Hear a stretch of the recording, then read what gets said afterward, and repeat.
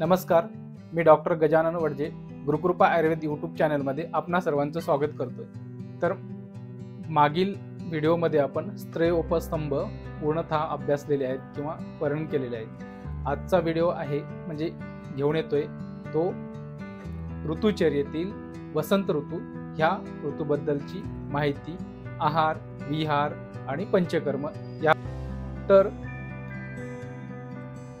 ऋतुचर्येनुसार हेमंत आणि शिशिर हे दोन ऋतू आता पूर्णतः संपलेले आहेत आणि वसंत ऋतू सुरू झालेला आहे। हेमंत ऋतूमध्ये आणि शिशिर ऋतूमध्ये शीतता अति जास्त प्रमाणात, हेमंतात शीतता असते ती म्हणजे थंडी खूप असते, ती थंडी ही रुक्ष नसते, पण शिशिर ऋतूमध्ये जेव्हा थंडी असते ती अल्प प्रमाणात रुक्ष असते।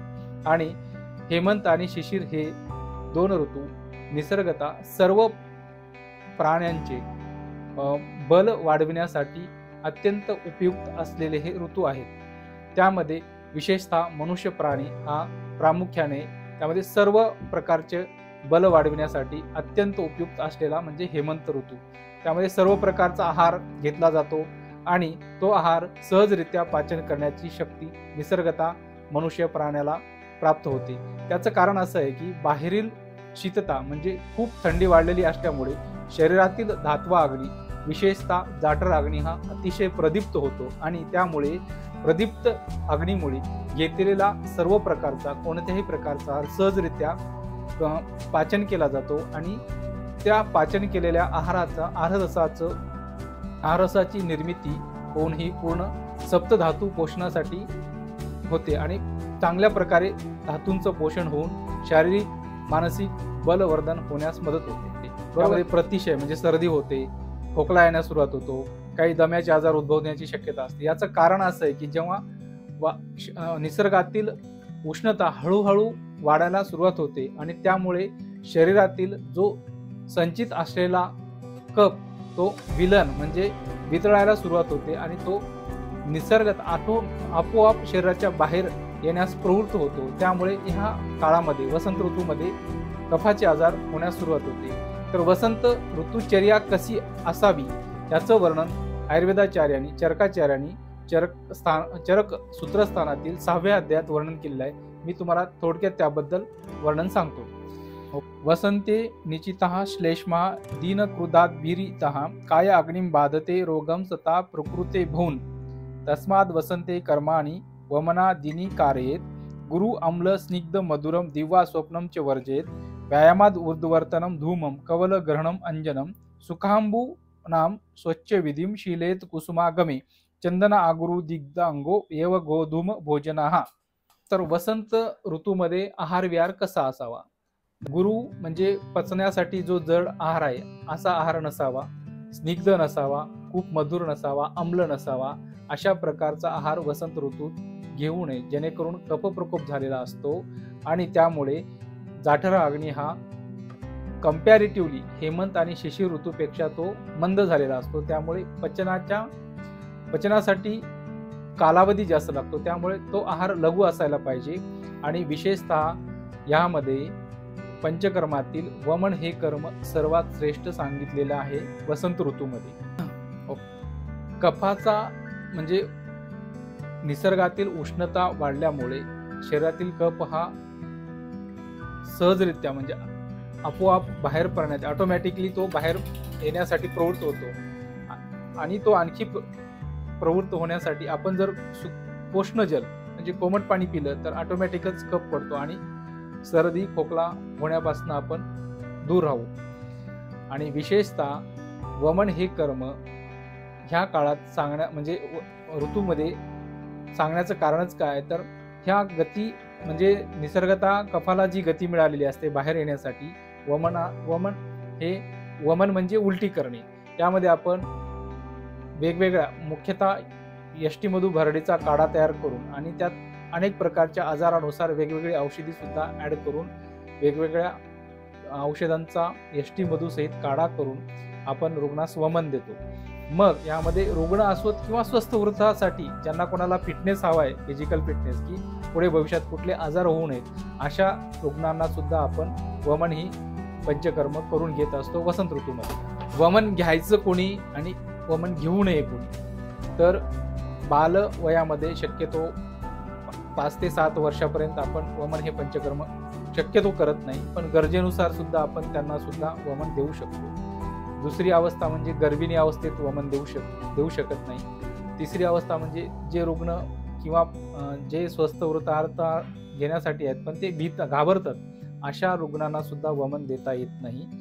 वमन द्यायचं कोणाला, तर यामध्ये खूप मोठ्या अनेक प्रकारचे आजार आहेत. या आजारासाठी वमन हे खूप प्रभावी पंचकर्म आहे. त्यात मुख्यतः म्हणजे श्वसनाचे आजार असतील, दम्याचा त्रास ज्यांना आहे, अशा रुग्णांना वमन हे प्रभावी चिकित्सा आहे. म्हणजे वमनाने दम्याचे वेग कमी होतात आणि काही रुग्णांमध्ये दमा हा आजार कायमचा बरा झालेला दिसून येतो आपल्याला वमनानंतर. त्यानंतर आहे वेगवेगळे त्वचेचे विकार असतील, मुख्यतः त्यामध्ये आहे सोरायसिस आहे, प्लांटर सोरायसिस असेल किंवा सर्वांग सोरायसिस असेल. त्यानंतर सर्व प्रकारच्या त्वचा विकारांमध्ये वमन हे प्रभावी चिकित्सा आहे. त्याच्यानंतर तुमचं DNS असेल, डेव्हिएटेड नेझल सेप्टम असेल, अशा रुग्णांना सुद्धा वमन हे प्रभावी चिकित्सा म्हणून कार्य करतं. त्यानंतर कफाचे वेगवेगळे आजार आहेत. वजन ज्यांचं वाढलेलं आहे, ओबेज लोकांमध्ये वजन कमी करण्यासाठी वमन हे प्रभावी चिकित्सा आहे. हे झालं इन जनरल.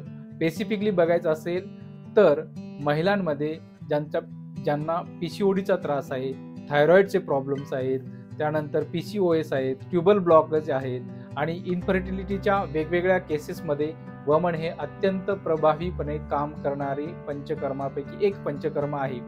त्याच वेळेस आपण विचार करतो की आपण क्षेत्रातील म्हणजे अधोभागातील ह्याच्यासाठी वमन कसं काय, तर यामध्ये वेगवेगळ्या प्रकारचे ब्लॉकेज आहेत. कफाचा जो काही अवरोध आहे, कफामुळे झालेला अवरोध आहे, या वमनाने चांगल्या प्रकारे शरीराचं शोधन होतं. आणि वसंत ऋतू हा मराठी महिन्यानुसार फाल्गुन आणि चैत्र या 2 महिन्यामध्ये तो येत असतो. आणि विशेषतः यामध्ये उष्णता ही अति प्रमाणात नसते आणि खूप कमी पण नसते, मध्यम असते. त्यामुळे हा काळ हा वमनासाठी अत्यंत उपयुक्त आहे. त्यानंतर मेल इन्फर्टिलिटी असेल, यामध्ये काही जणांचे शुक्रक्षय झालेला असेल किंवा स्पर्म मोटिलिटी असेल, अझोस्पर्मिया असेल, अशा अनेक प्रकारच्या ज्या इन्फर्टिलिटी कारणं आहेत, अशा याच्यामध्ये जर आपण किंवा इरेक्टाईल डिस्फंक्शन असतील, अशा याच्यामध्ये जर आपण वमन दिलं तर वमन हे अत्यंत प्रभावीपणे कार्यरत काम करतं. वमन हे कफासाठी तर उपयुक्त आहे, पण पित्ताच्या अनेक आजारामध्ये जसं की आर्टिकॅरिया आहे, तुम्हाला शीतपित्त आहे, त्यालाच आर्टिकॅरिया असं म्हणतात, त्याच्यामध्ये सुद्धा वमन दिल्यानंतर रुग्णांमध्ये खूप चांगल्या प्रकारे आपल्याला रिझल्ट दिसून येतात. काही जणांचं वजन वाढत नाही, त्याचं कारण जर कफाचा आजार होऊन गेला असेल किंवा अनेक रुग्णांना कोविड झालेला असेल, अशा रुग्णांनी जर वमन घेतलं तर भविष्यात होणारे काही कॉम्प्लिकेशन असतील अशापासून आपण दूर राहू शकतो. त्याचप्रमाणे डायबिटीज असेल किंवा कॅन्सरसारखे क्रॉनिक डिसीजेस आहेत, मोठे आजार असतील, अशा आजारांमध्ये सुद्धा वमन हे खूप चांगल्या प्रकारे प्रभावी चिकित्सा म्हणून काम करतं. लिव्हर डिसीजेस असतील, किडनी डिसीजेस असतील किंवा पोटांचे वेगवेगळे विकार असतील, पचनाचे वेगवेगळे समस्या असतील, अशा सर्व प्रकारच्या आजारांमध्ये कफाचे आजार तर मुख्यतः आहेच, पण बाकीच्या आजारांमध्ये सुद्धा वमन हे प्रभावी पंचकर्मापैकी एक पंचकर्म आहे. आणि मी म्हणेल की या वसंत ऋतूमध्ये सर्वांनी वमन हे पंचकर्म करून घ्यायला पाहिजे. घाबरण्याचं काहीच कारण नसतं आणि चांगल्या प्रकारे वमन जर झालं तर आपला जो फील आहे तो इतका भारी असतो, तो पेशंटनी घेतल्यानंतरच सांगू शकतो की वमनानंतर किती हलकं वाटतं आणि किती फरक पडला ते.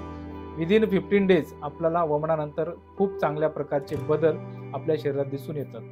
स्किन स्ट्रक्चर असेल तुमचं, त्वचेची कांती जी म्हणतो आपण, ती पण आपल्याला व्यवस्थित मेंटेन करण्यासाठी वमन हा चांगला पंचकर्माचा एक पर्याय आहे. रुग्णाचा फिटनेस पॅथॉलॉजिकली, रेडिओलॉजिकली आणि क्लिनिकली जर रुग्ण त्या पंचकर्मासाठी फिट असेल तरच आपल्याला ते पंचकर्म करता येतात. अदरवाईज काही जर गडबड असेल तर काही कालावधीनंतर तो जो काही प्रॉब्लेम असेल तो सॉल्व्ह करून आपल्याला त्यानुसार ती पंचकर्म करता येतात. तर यामध्ये आपण अगोदर पूर्ण तपासण्या करून घेतो. काही अगोदर 15-20 दिवस अगोदर रुग्णाला किंवा काही रुग्णांना 1 महिना, काही रुग्णांना 2 महिने औषधी चालू ठेवतो. ती अवस्था जोपर्यंत वमनाची अवस्था येत नाही तोपर्यंत आपण वमन पेशंटकडनं करून घेत नाही. जेव्हा असं वाटतं की आता पेशंट वमनासाठी तयार आहे त्यावेळेस आपण पेशंटकडनं वमन करून घेतो. त्यानंतर मग 5 दिवस आपण रुग्णाला वेगवेगळ्या प्रकारचे इन्क्रीजिंग क्वांटिटीमध्ये तूप पिण्यास देतो. त्यानंतर पूर्ण 7 दिवस रुग्णाला आपण आराम करण्यासाठी सांगतो. पूर्ण म्हणजे रोज स्नेहस्वेदन असतं आणि 7व्या दिवशी वमन असतं. वमनामध्ये एसटी मधु बरड आणि बाकीच्या औषधांचा काढा केला जातो आणि तो काढा योग्य प्रमाणात, योग्य वेळी, योग्य मात्रेत दिला जातो आणि तो बाहेर काढला जातो. त्यामध्ये पोटातली तर घाण निघतेच, पण जी काही आपण अगोदर त्यावरती मेहनत घेतलेली आहे की पूर्ण शरीरातील घाणी कोष्ठात म्हणजे पोटात आणली जाते आणि पोटातनं ती घाण वमनावाटे बाहेर काढली जाते. वमनावाटे कफ हा कफाच्या दोषासाठी वमन हे श्रेष्ठ सांगितलेलं आहे. परंतु कफाबरोबर पित्ताची जी काही आजार आहेत, रक्ताची जी काही आजार आहेत, त्वचेची जी काही आजार आहेत, मूत्राशी रिलेटेड काही आजार असतील, इन्फर्टिलिटीशी रिलेटेड असतील, वजन वाढणे किंवा वजन कमी होणे, अशा अनेक प्रकारच्या आजारांमध्ये वमन हे पंचकर्मातील सर्वात प्रभावी उपक्रम म्हणून आपण म्हणजे करून घेतला जातो. त्यामध्ये तुमचा चष्म्याचा नंबर वाढलेला असेल, आजकाल लहान बाळांमध्ये पण चष्मे लागतात, त्यांचे नंबर वाढलेले असतात, ते नंबर स्टेबल असतात, बऱ्याच वेळेस ते नंबर परत वाढत असतात. अशा रुग्णांना सुद्धा वमन दिल्यावरती चष्म्याचा नंबर हा स्टेबल राहतो. किंबहुना काही रुग्णांमध्ये आपल्याला तो नंबर बऱ्यापैकी कमी झालेला दिसतो. काही रुग्णांमध्ये पूर्णतः चष्माचा नंबर गेलेला पण दिसून येतो. अशा प्रकारे मॅजिक ट्रीटमेंट म्हणायलाही हरकत नाही, पण थोडीशी ती किचकट आहे, पण ती करून घ्यावी असं मी या व्हिडिओ मार्फत आपल्या सर्वांना आवाहन करतो. बऱ्याच वेळेस अनेक रुग्णांना धावपळीच्या ह्याच्यामध्ये आपला आहार व्यवस्थित नसतो, आपली लाईफस्टाईल व्यवस्थित नसते. ह्यामुळे प्रॉब्लेम काय येतो की बऱ्याच वेळेस मणक्याचे त्रास होतात, बऱ्याच वेळेस सांधे दुखतात. पण याचं कारण असं असतं की बऱ्याच वेळेस तो वाताचा त्रास नसून पित्तामुळे पण ती गोष्टी झाली असते. जेव्हा आपण वमन देतो अशा वेळेस वमनाद्वारे जे पित्त बाहेर पडलं जातं, दूषित पित्त, हा जो काही शूल आहे, शिरोशूल असेल, मायग्रेन असेल, अशा प्रकारचे जी काही त्रास आहेत ते पूर्णतः त्रास बरे होण्यास वमन हा प्रभावी उपक्रम आहे. त्यानंतर डायबिटीज असेल, डायबिटीज सुद्धा टाईप 2 जे काही आपल्या लाईफस्टाईलमुळे, चुकीच्या आहार विहारामुळे झालेला असेल, तर हा आहार विहार लाईफस्टाईल आपण बदलून आणि वमन जर पंचकर्म केलं तर पूर्णतः DM2 मधनं, डायबिटीज मेलिटस मधनं आपल्याला पूर्णतः बाहेर पडण्यास मदत होते. त्यानंतर बीपीचे प्रॉब्लेम्स असतील, कमी वयामध्ये हायपरटेन्शन असेल, त्याचं कारण रूल आउट होत नसेल, अनेक कारणं असतील, कोलेस्ट्रॉल लेवल वाढलेला असेल, अशा रुग्णांमध्ये सुद्धा वमन घेतल्यानंतर कोलेस्ट्रॉल लेवल कमी झालं दिसून येतं आणि बऱ्याच वेळेस बीपीच्या गोळ्या सुद्धा बंद होतात. हे आम्ही स्वतः रुग्णांमध्ये अनुभवलेल्या गोष्टी तुमच्याशी शेअर करतोय. धन्यवाद.